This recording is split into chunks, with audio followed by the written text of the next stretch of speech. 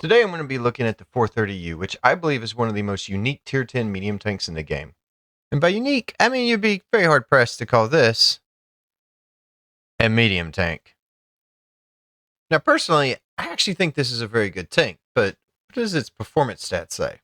Well, its performance stats suggest players are playing it an average amount of time. Its win rate is very average, right in the middle. Its survival rate, right in the middle again.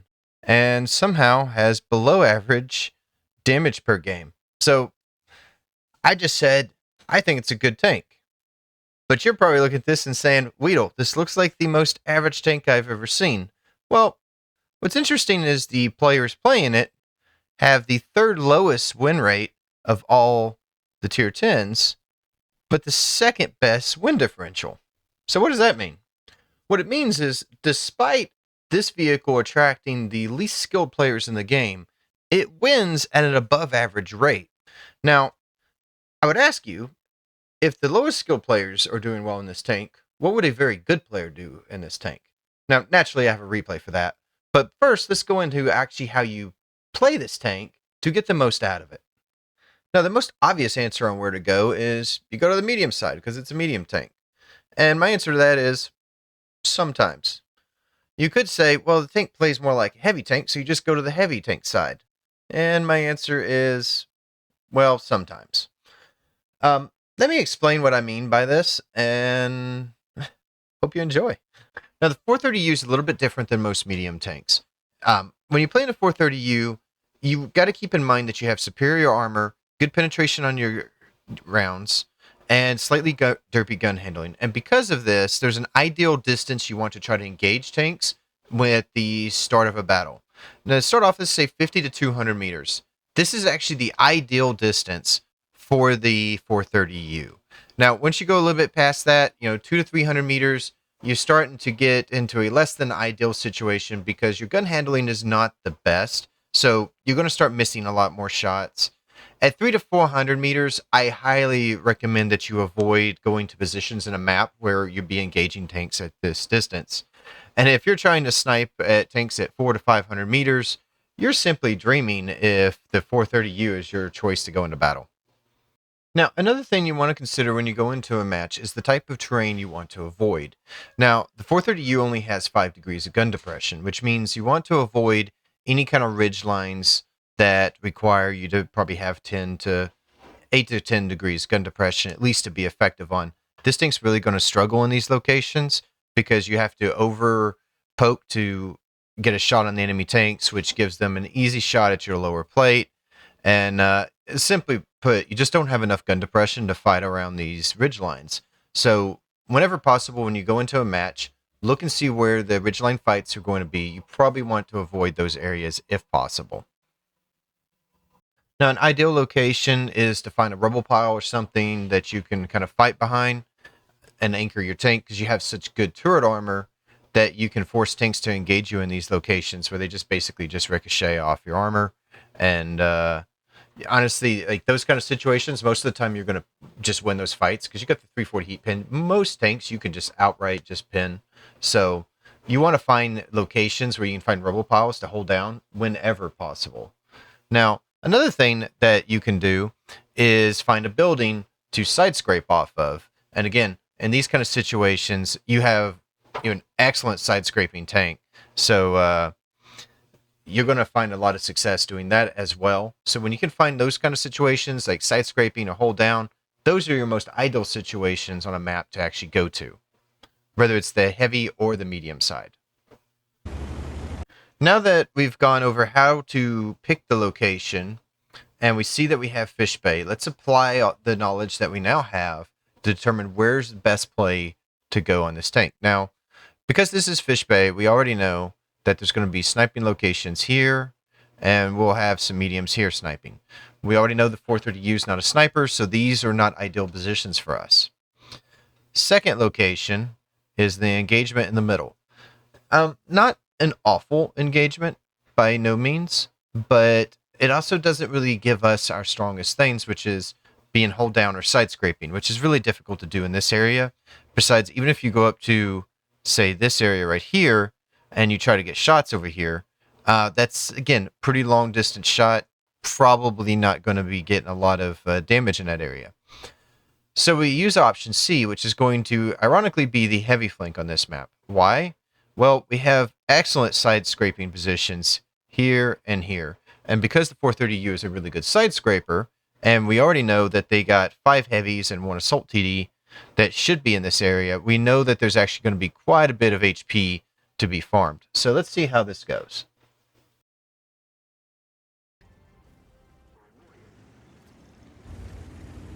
Now that we've decided where we're going, we're looking at our opponents. Now, our opponents look to be an IS-4, a VKK. We also have a couple of Conquerors and a Concept B.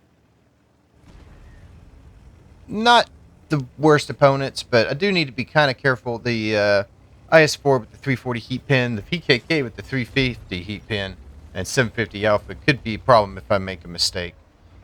Now, immediately I notice that my IS-7s are being very aggressive, which, being typical IS-7s. Unfortunately, I wasn't able to, had he been firing heat, I probably would have absorbed that, but he was actually firing AP of all things. So I moved up to this building so I could support my IS-7s, just in case, and here you see my E3 pushing up, my Rambo's pushed up on the left. It's time for me to make a move as well. Now, I wasn't as aggressive to start out. One thing I don't like doing is trusting my puppies.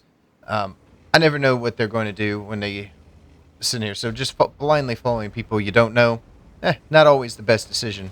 But now that my whole team's up here, there's no reason for me to hang back.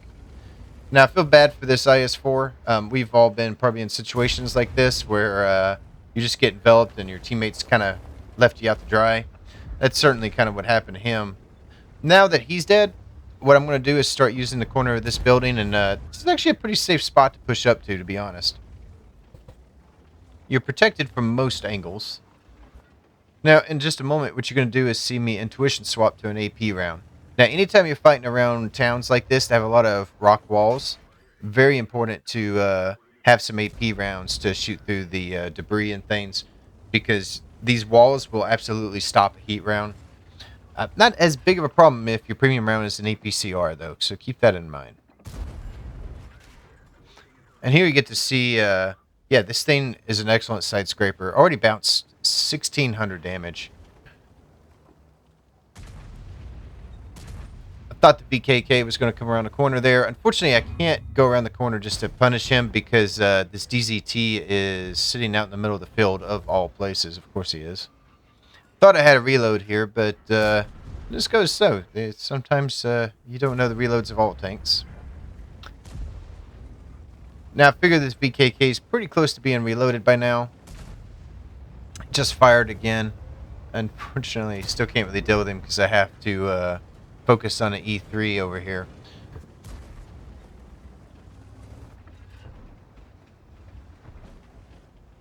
Here's to see me just continuing the side scraping. Remember when you're playing this tank, because it's such a good side scraper, because it's so good hold down, but you don't have, basically it's like a heavy tank in that sense, but you don't have the HP of a heavy tank. So that will kind of hold you back just a little bit when you're going in these brawls. But as you can see, yeah, this thing absolutely can go into heavy brawls and win. Now, when you get to fight medium tanks in similar locations, this thing is an absolute bully, which is why I say it's about 50-50 which way you're going, whether it's to the medium flank or heavy flank. And as you see, I'm just going to move up to this next building, and I'm engaging this Conqueror at point blank range, and all I can say, it's kind of hard to miss at this range. So if you're afraid about bouncing rounds, well, kind of hard to complain about derpy gun handling from this range, right? And this is how I've found my success in this tank, is basically it's a W tank and win, right? I know everyone shows videos of pressing W and winning, but for this tank in general, you want to get to a aggressive spot that matches the criteria that I laid out, which is either hold down, side scraping, preferably anywhere around, I say 50, but really about 100 to 200 meters is generally the range that you're going to be. And that's where you want to engage tanks at. It's probably the only medium tank that you would play like that. So here in the center of the map, just a fish bay thing. My team, they're pushing around. So the best thing I can do in this situation is actually go to the middle and take some map control. At this point in the game, had they aggressively pushed in the mid and taken that and just took a big chunk of the map, we could have been in some trouble. But they didn't attempt to do that. They actually came down the K line. In my opinion, it was a mistake on their side. Now I mentioned the leopard here, like the I mentioned the 430U is not a sniper, right? But it does have just 3.35 dispersion, which isn't the worst gun handling you could possibly have. So yes, you can on occasion hit these shots. It also has the advantage of being a Russian tank, and because of that, you get some Russian RNG like this right here. Probably wouldn't have hit that with a German tank. Now that they only got 3 tanks left, I'm now looking to get 1 or 2 more shots in and hopefully pick up another kill. I'm going to try to use the terrain to the best of my ability. Just drop down just a little bit. There's not a whole lot of obstacles to kind of conceal you here, though. That to protect. Well, there's not a whole lot of cover. There's good concealment when you're crossing here. A lot of bushes. I probably made a mistake here. I should have cut hard to the left, but TVP pops up, puts one in me. However, I'm able to put one in. The TVP was able to double tap him. I pick up my 4th kill of the game, up to 4,800 damage. And right here, we're going to just... You can see how this thing can hold down. When this guy actually turns on me here in a moment, I just basically pull forward a little bit, giving my turret is the only thing he can really hit. And as you can see, even with the 330 heat pin, did not go through it. So yeah, this turret can take just about any round in the game, except for maybe a tank destroyer. Yep, tank destroyers go through about everything, so it is what it is. But pretty good game. 5,700 damage, 4 kills, 1,500 assists, 2,400 blocked. No one's complaining about that. So what's my final conclusion on this tank? In the random matchmaker, this thing is a bit broken. As you saw, it basically can perform just the duties of a heavy tank. And in the current meta, where heavy tanks are kind of the king of the battlefield, and the meta is side scraping and hold down, this thing just bullies tanks. So when you take this into a battle, keep this in mind. You've brought an extra heavy tank. And if you take a platoon of 3 of these in a battle, all of a sudden you have 3 extra heavy tanks on your team, which is probably why this thing has such a high win rate. Is it just performs the duties of both? And whether you go into the heavy flank or medium flank, in my opinion, it's about 50-50, right? You just need to remember the kind of the rules of this tank and determining where you need to go. Where can I get a close engagement at? Where can I have good hold down cover or side scraping? And as long as you fill those 3 things out, or 2 of those 3, particularly the close engagement and either hold down or side scraping, you're going to do just fine in this thing. Where people kind of run into trouble is they'll get into a position where they say, hey, I need to play this thing like a medium tank. And they just go off to the medium side and they start trying to engage at medium to long ranges, and the gun feels derpy. You avoid that by figuring out where you can go just have the close engagements. And when you're within 200 meters, 0.35 dispersion doesn't really matter, right? You're going to be able to hit your targets, and the penetration of it just kind of overcomes a lot of the armor that you're going to see, regardless if you go to a medium flank or heavy flank. Obviously, this thing is strongest when it's fighting mediums, and like I said, if you go to Berlin is a great example where the medium flank has a lot of just hold down positions, and you just kind of keep pushing up. It's very much like a W tank, right? Um, this thing's going to bully medium tanks because its turret armor can absolutely withstand shots, and with that 340 heat pin, you can pretty much just go through any other medium's turret in the game. Like if they're trying to engage you on a map like Berlin on the medium side, this thing's going to win 9 out of 10 times probably, regardless of player skill that's involved.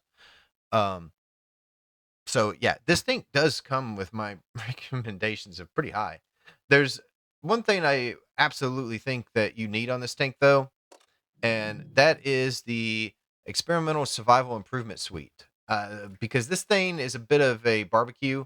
It likes to get set on fire a lot, so that fixes that problem. And once I kind of put that on this tank, I'll probably get set on fire like once every 30 games or something. Like before, it was at least once every 10.